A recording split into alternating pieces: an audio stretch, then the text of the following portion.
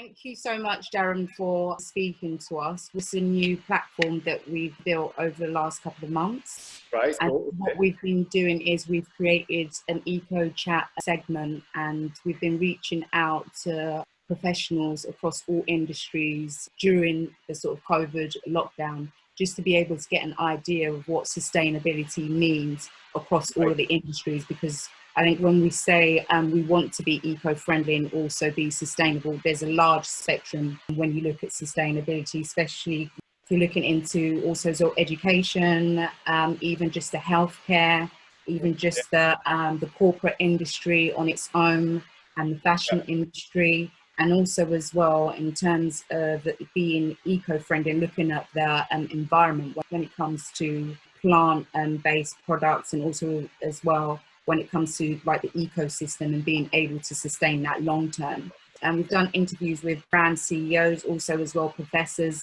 and also as well yesterday we had an interview with a gentleman who's out in China who deals with looking at sustainable infrastructures at a larger scale.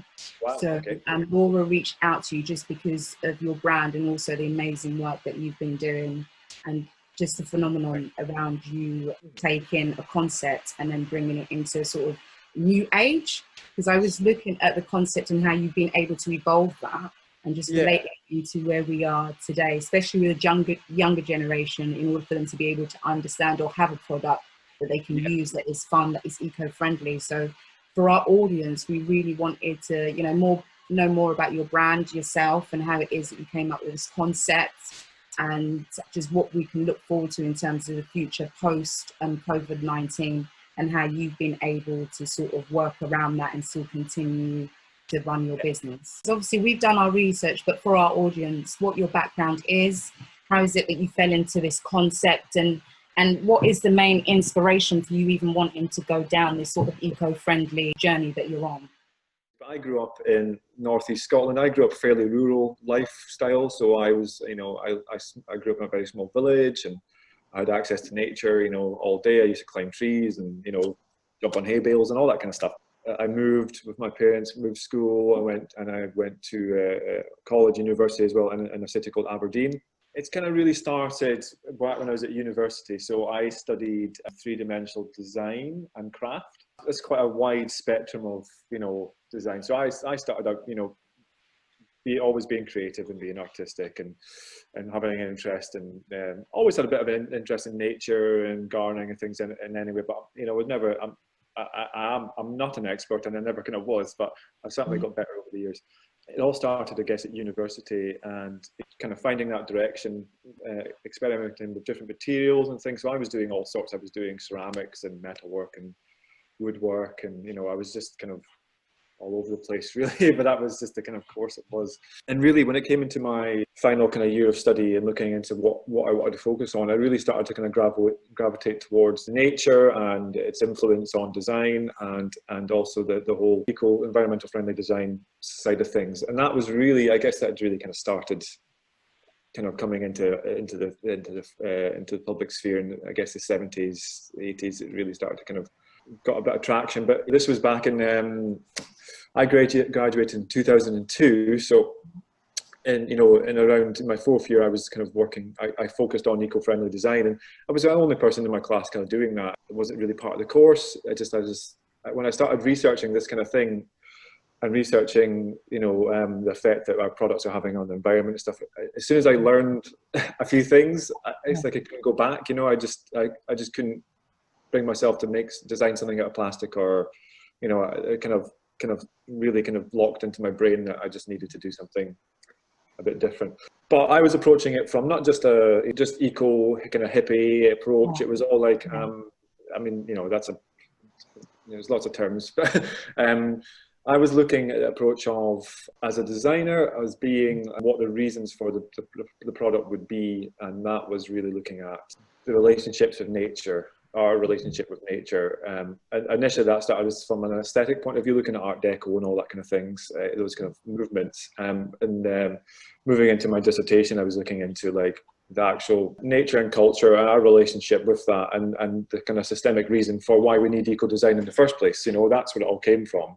So even back then, that's when I kind of came up with my kind of core kind of methodology and values, and it hasn't really changed, to be honest. Nearly 20 years later, you know, since I kind of came up with the concepts. I mean, I could go on and on about, you know, all this kind of stuff and where I started, but really what I did, I kind of focused on eco design and designing with nature in mind, essentially, and how we could grow things ourselves, and design for destruction, how things would dispose, how things are going to end up in landfill, or we're going to keep them, or so I designed quite a few things. And actually the Seedbom did come from that, and that was kind of part of my final project. And it was actually just a kind of little side thing that I did, you know, a little fun thing on the side that I did because I was experimenting with using recycled paper and flower bulbs and that kind of thing. Seedbom Mark 1 started way back then. And so that was the seed of the idea that is now kind of, you know, pardon the pun, but that's kind of become what it is now. And that's evolved over the years. So yeah, so to answer your question, it came from a desire to create a product that connected people to nature, even in a small way, and just to kind of engage people, and interaction is a big deal as well. So not just to kind of purchase something just because it's eco-friendly, but to have a solid reason and an interaction and a meaning behind the whole thing. How did you find then infusing your design background and having an eco-friendly product? Because I know just with starting my journey, when you look at the design concepts, I think now we've definitely evolved in terms of design products, whether it's in the fashion industry or whether it's just homeware design. Whereas before it was really basic and neutral, and now almost the design also infuses with the actual purpose agenda, trying to have the design and purpose, and then having that both infused together. So you do have a product that is accessible, that people do want to have in terms of buying the product. How did you find that? Because I know with some brands, it's difficult to find that balance.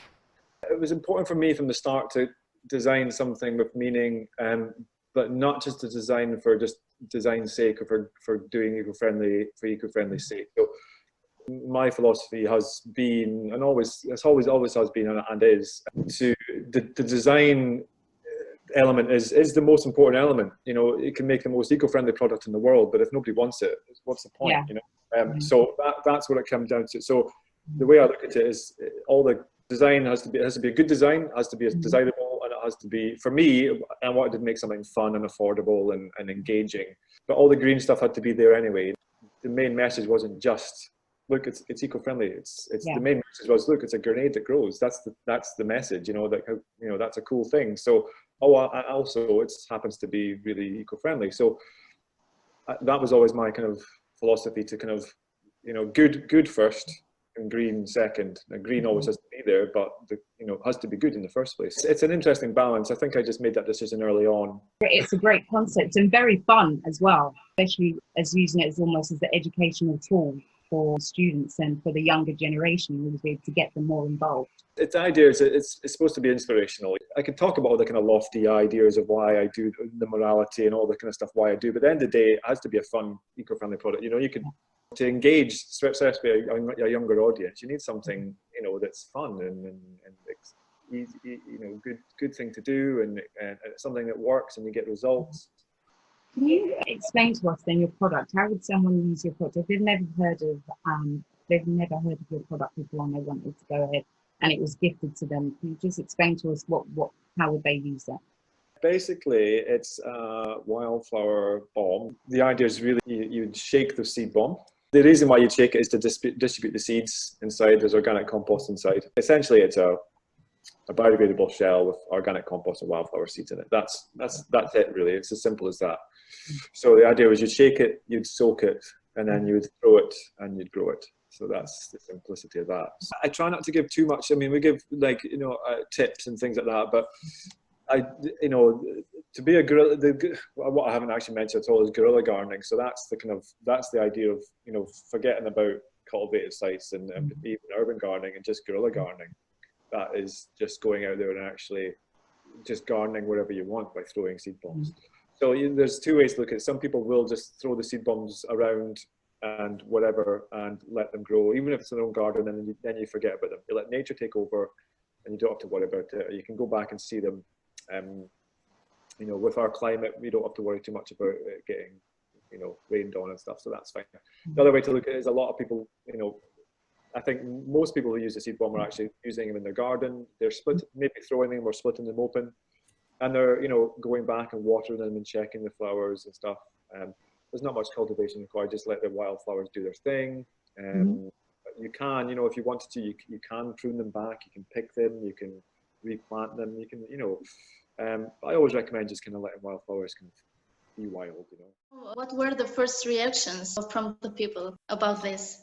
It was quite positive, really. I mean, I started very slow, so it wasn't like I launched a product mass market and, you know, waited for reactions. It was really just starting off very slow. A few retailers here and a few buyers here and there, but generally, yeah, people really responded well to it, because I think it, you know, like I say, it's very easy to use, and it's also a bit of fun. And, you know, really, the market is a bit. The main market is actually the gift market. So people are buying them for people as gifts. You know, if you want to give someone something who's a gardener. So what people were finding is that there's more seed bombs on the market now. You know, you'll find different, you know, standard seed bombs, which is clay and compost balls. You'll see lots of those. But when I started, there wasn't much going on there. How people were able to kind of really easy to use, and responded well to the fact that they grow quite well, and it was a grenade. And so yeah, it was quite easy to market at the start, because, you know, and I tied it in with the whole guerrilla gardening movement as well, which I hadn't really kind of known about so much when I started, which is strange. So I kind of got a bit of traction from that. So yeah, it was good positive start. I do get asked a lot, you know, why don't you grow vegetables and all this kind of thing, but I've stuck very kind of close to the fact that the reason for using a seed bomb is to grow wildflowers, you know, for pollination and stuff. Certainly because wildflowers grow very well on the surface. They don't need much cultivation, so you can kind of leave them on this, you know, wildflower seeds will naturally scatter on the surface of the ground, you know, with wind and by birds droppings and animals and all that kind of stuff. So by using a seed bomb, you're kind of recreating what nature might do anyway. You know, just imagine like a seed falling from a pod. You're basically just throwing a bigger pod with more seeds in it. How was your experience with us going into lockdown and with COVID, and just as a business, from a business owner, what changes have you made during that course? And then coming out of post-COVID, what changes have you seen, especially people being at home a lot more? And I'm sure there must have been a lot more people wanting to garden and just look at their environment from a home base, and then being at home a lot more. For me, it was very busy, which was a good thing. Everything went really very busy online, extremely busy online. So people were buying for their gardens and buying for gifts for other people. So it was a really nice time for that. The whole trade, you know, the whole wholesale thing, you know, we sell to quite a lot of shops. That kind of completely stopped, slowed down quite considerably. I guess the changes would be that I'm doing a lot more focus for online. You know, we're always kind of focused towards that anyway, kind of pushing more towards kind of selling directly online to customers. Nice to sell directly to people. You get a more direct message, and so, you know, that kind of focus is just kind of now kind of increasing to service people online sales, certainly because we had the busiest period ever really during COVID. It's really good. Yeah, it was good. It's funny. It's interesting to talk about, because I always feel a bit strange, because I'm like, yeah, it was really hard, but it was really good, you know. And you know, I feel strange about it, because a lot of people obviously were struggling, and it was difficult for a lot of businesses. But for what I'm doing, is I could tell was working, you know, because people responded very well to it, especially during lockdown. So people were in their gardens. It was a perfect kind of storm, really, of people being at home and people going online. Any company selling seeds or anything just went crazy. So I was just part of that whole wave, really. It was just, and I hope this continues, but I think people kind of had a lot more time at home, and kind of realised the importance of just kind of simple things like gardening and nature, and being, you know, interacting with nature, and gifting to people as well. Just kind of, you know, simple things. You know, the whole garden industry went, you know, very busy, and then just online gifting essentially as well, really. And then because I've got the eco-friendly background. I think that's becoming so much more important now. We had a good story and a good positive message, and I think, you know, at times of crisis like that, I think that it help, you know, hopefully it helps people. You know, we're doing something that's kind of like fun for people to do, and yeah, so I think I think during those times, you know, sales and and the kind of positive message, but we do our best. Where do you then see yourself with post-COVID? You've had a good run during the lockdown. Coming out of this, where do you see the business? Partly what happened was that I didn't have much time to think about anything. Now things are quieting down. It's kind of a case of focusing on what the next steps are, kind of coming out of COVID. So now I've got, you know, I've got some people working for me remotely. The production side of things all worked quite well anyway. That's off-site, and that's about, you know, it's about 15 minutes drive from here. So even before I was a fairly isolated business anyway, so I was fairly isolated here in the office, and then we got the production site separate. They do their own thing. But this has given me a chance to kind of like, I had a new product in development, so and that's now, I'm starting to kind of like rethink about that and get that kind of going, because it was on hold for quite a while. But now it's kind of given me the impetus to like, well, you know, to focus on that and to get more people growing, and that's more focused on people kind of easy to indoor growing, planting herbs and things like that. Kind of amateur gardening, you know, it's a product to kind of to help that side of things. So yeah, focusing on that, really focusing on just kind of like keeping the brand going and getting the message out there, and doing more work on kind of getting the whole kind of our kind of sustainability message out there, and what we do, why we do what we do, really. I saw on your website that you've got some like collaborations with some children's books. I just wondered, any aspirations sort of with education, and do you think there's any way that you could go forward and make education of some sort of part of your remit? Yeah, it's interesting to say that. Actually, it's something that's always been there. Many years ago, when I was starting out and stuff, I was doing a lot more. Time's always difficult. It's finding, you know, it's a whole other business, you know, potentially to do that. But I used to do a lot of workshops, and I used to work for an art organization. So I used to be one of their kind of one of their artists in residence. So I used to do a lot more kind of community engagement type seed bomb making. You know, basic seed bombs. You know, just paper pulp and compost and wildflowers. And so I used to do a lot of those in schools and things. And that's kind of dropped off quite a bit just because the way the business has gone. But it's something I'd like to return to. And so the children's book thing is just something that kind of happened through conversations, and that's continuing actually. So next year I have another one with another bee book, a local publisher, and we're talking about publishing a book, a Kabloom children's book based around guerrilla gardening and seed bombing and bees and all that whole message. So yes, I want to get back to the educational side of things and potentially like look at working with schools and things. The issue with that is just that is, you know, it's a huge undertaking to kind of like set that up, and so it's just a case of actually kind of doing it. But it's certainly something I want to kind of look more into as the business grows, looking at, you know, working with the education side of things and community side of things as well, and just setting up programs and working with charities and stuff is something I'm really keen on doing. As an eco-enthusiast, what is your eco pet hate? What if you could get rid of one thing tomorrow that is ruining the world, what would it be? The obvious thing is to say, you know, to look at like actual physical things and say, well, you know, single-use plastic isn't going to disappear straight away, and let's face it, you know, there's certain areas of plastic that are never going to go away, and they are useful to an extent. You know, I think it's easy to say forget plastic completely. That's probably going to take a while to get there, but I guess my pet hate is just greenwashing and kind of just green as a marketing tool or like a side, you know, it's like, look, hey guys, we do this here, but look, we're suddenly doing something eco-friendly over here.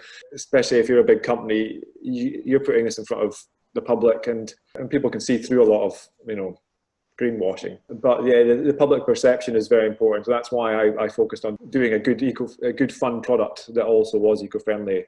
It's a positive thing, you know, things are changing, people are moving towards, but I think unless it's kind of in your kind of core values as the business started and kind of becomes, you know, systemic to like what you're doing, then kind of backtracking and trying to kind of fit it in, it's going to take time. And, you know, it's I guess it's good that people are, you know, companies are kind of looking at this, putting up a post on Instagram. These things are not going to solve, you know, the bigger problems. I think it's people making bigger commitments really, and actually physically doing something, you know, even if it costs them a little bit of money. I have to make money as a business, but that's not the reason I run a business. You know, if people can see gardening as not just, there's many ways to garden, you know.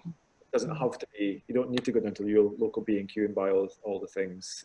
You can just do something, you know, just grow something, appreciate it. It doesn't have to come to much, even if it doesn't work, just, you know, just do it, grow something. It's good for your soul.